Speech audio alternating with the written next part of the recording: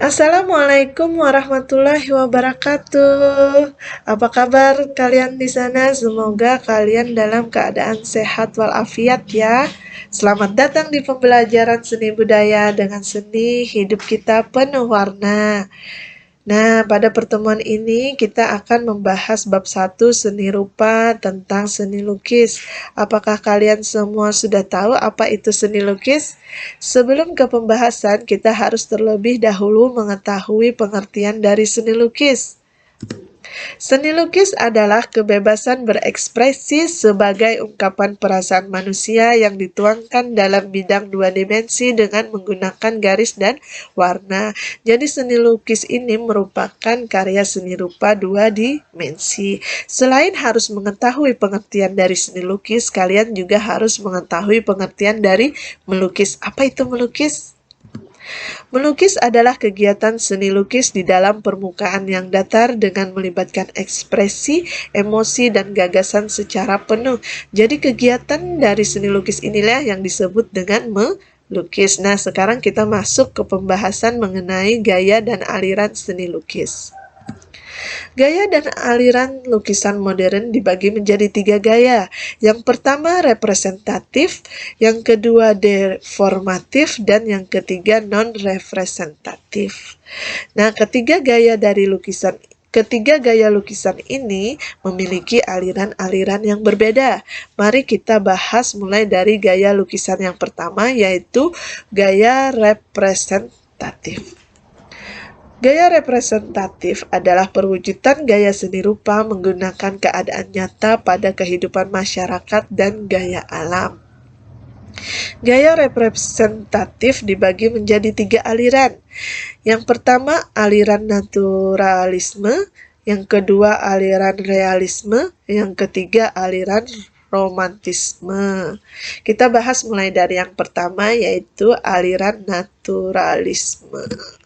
Nah, naturalisme ini menggambarkan keadaan alam.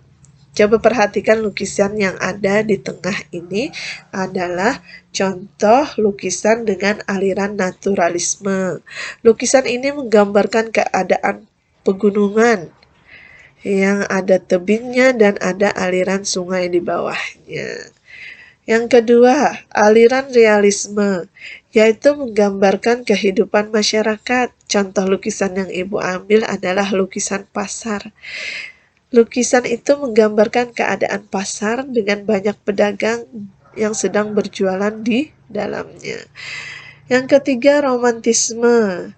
Biasanya menggambarkan cerita romantis, peristiwa dahsyat, tragedi, atau sejarah. Gaya yang kedua, gaya deformatif adalah perubahan bentuk dari aslinya sehingga menghasilkan bentuk baru, namun tidak meninggalkan bentuk dasar atau aslinya.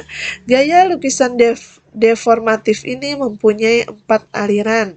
Yang pertama ekspresionisme, yang kedua impresionisme, yang ketiga surrealisme, yang keempat kubisme.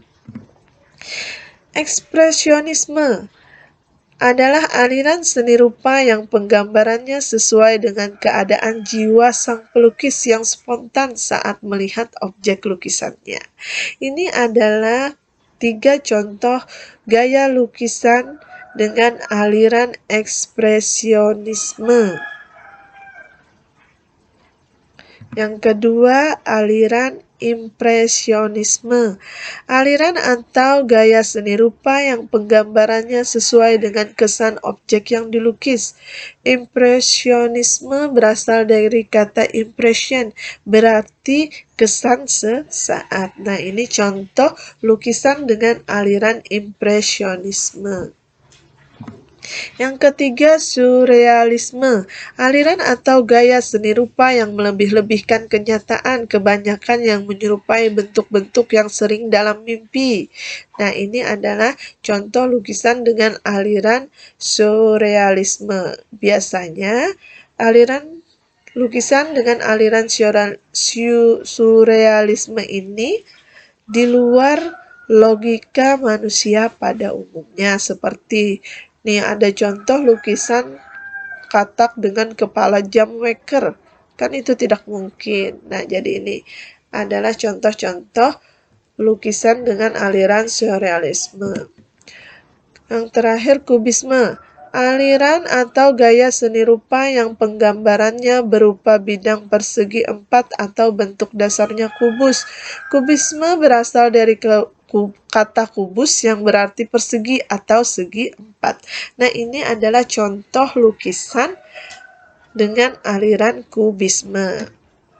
Yang terakhir, gaya non-representatif adalah seni lukis yang penggambarannya dengan bentuk yang sulit untuk dikenali atau biasanya dengan kata lain bersifat abstrak. Nah, ini contoh lukisan dengan gaya non-representatif. Nah, biasanya pelukis sebelum melukis menentukan tema terlebih dahulu. Jadi sekarang kita masuk ke pembahasan mengenai tema seni lukis.